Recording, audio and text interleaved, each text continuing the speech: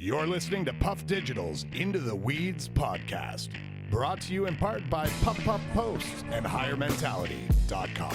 The new and deadly menace lurking behind closed doors. Marijuana, the burning weed with its roots in hell. So these guys also went on tour with Nickelback. Yeah. And Probably amazing. yeah, no, like everybody's like, yeah, that's not the funny part. That's cool.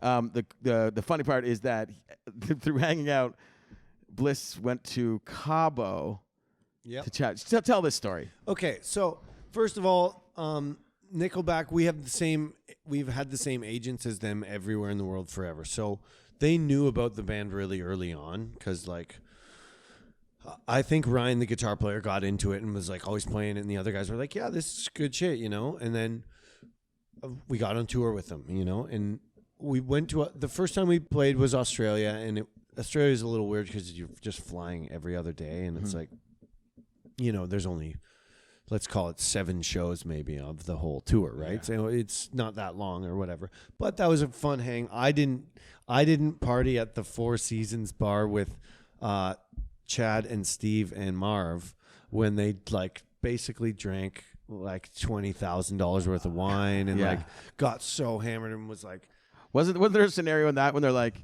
when Nickelback wanted spaghetti and they're like, well, we don't make spaghetti, and they're like, well, we'll pay you to make spaghetti anyway. Yeah, basically, essentially, I think they had run out of some really fancy kind of Penfolds wine or whatever. Yeah, you know, $1,000 a bottle or whatever, and they had sent the guy to go find some more and all that kind of thing. So, like, proper Chad just being Chad, like he just loves to go by the bar, you know, and like he's doing it because he's genuinely a super awesome, nice dude, and he's like really just hanging out and like being nice to everybody, you know. Yeah. He's definitely got like the rock star kind of like does crazy shit because he can, you know, and laughs at it, and it's like. But genuinely, he's like such a sweetheart, nice dude. His brother Mike, the bass player, is same thing, like a lot more reserved than Chad. Chad's kind of the wild one, really. You know, he's allowed to be. You know, he's totally earned the right.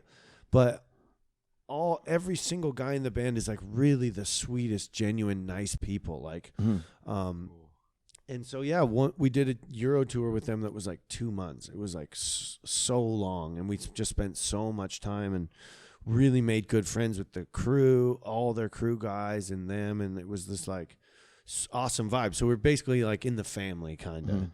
And then I remember at the end of the tour being like, fuck, I don't know if we should do another Nickelback tour like that. Like, it cost us a lot of money because it was like that much time in Europe with the bus and everything. It's super expensive. So that was tough, but that was super fun. It's great. You know, those guys are so good to us. Like, it's hard to say no.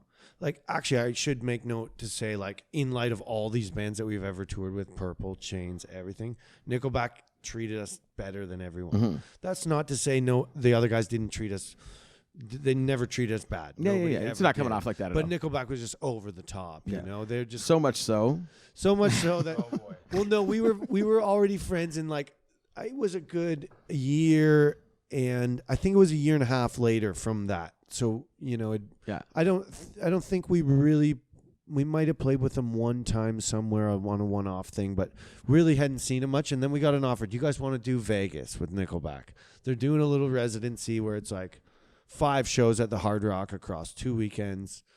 You know, like, okay, cool. It's only like 10 days in total, and like they're going to pay us good. So it's, you know, it's really kind of just going to break even, and it'll be cool, you know. Stay upstairs from the show. Yeah, exactly. Right. And like, I they bought our hotel rooms for us and stuff. Like, that's how, like, killer bands never do that. That's never a thing. And so we go and we're hanging out, and it's the last Saturday of the last show. Chad's got the big suite, you know, like the panorama view of Vegas, and it's like, what hotel? Hard Rock. Hard Rock. Yeah, of course. So I remember like just drinking Patron with him, like pass back and forth, sipping away, just having a good old chat, you know. It's like the sun's rising on the strip, you know. It's like that perfect golden kind of color with all the stuff. And he's like, so what are you doing tomorrow? And I'm like, I don't know. I'm not going home till Monday. I like everyone else is flying home at like noon and stuff. So like, I'm not going to sacrifice the last night of this run by trying to fly home on Sunday. That's crazy. I'm just chilling here. You know, I got the room till Monday. So yeah, just going to laze in Vegas. He's like, well, why don't you come to Cabo? The jet's leaving tomorrow at 3. What? What? So, and of course, Chad has a jet. That's how he gets around, you know. So, the band uses the jet, but it's Chad's jet, you know. And I'm just like, yeah. I mean, I have no reason to say no. We had nothing booked for like 2 weeks, you know. We were specifically like booked the whole week off after for like downtime for the band. So it's like, yeah, I'm going to go to Vegas. I'm going to go to Cabo. Yeah. And then he's like, okay, great. Just send a picture of your passport to my assistant, Chris, and then be up at the room at 2. And then the PM or AM? The 2 p.m. p.m. But it's probably 6 a.m. at that point, you know. Yeah. So he's like, yeah, just show up, and then the trucks will take us to the terminal, and we'll get on the jet, and that's that. And I don't know if do you guys know Danny Way, the skateboarder Danny Way? Yeah. So Danny's there because him and Chad are buddies somehow. I don't know. What? I'd met him at the show. He was like aimlessly, frantically backstage, like walked into the elevator. Do we know Danny Way? We were like, we were like going up the elevator to the stage, all like 4 of us in our stage gear. It's Brandon Bliss, Danny Way, Danny's girlfriend Rochelle, Chad, and Chad's assistant Chris. Yeah. And so. And Danny and Rochelle were just coming to Vegas for the shows, but they're like, let's go to Cabo too, you know, because Danny's just the most fun, wild dude ever. And he's like, of course he's going to do that, right? So it's like 6 a.m. I'm like, well, okay, if I'm going to Cabo, I should probably go home and pack up my room that it's like I've been living in for 8 nights or whatever. So it's not just your next day, pack up your bags from the hotel and go. So I'm, you know, partied out at 6 a.m., go down to the room, pack the bags, like pass out for a while, beep, beep, beep, wake up to the room, like 5 black Suburbans, like take us all to the terminal, hop on Chad's jet.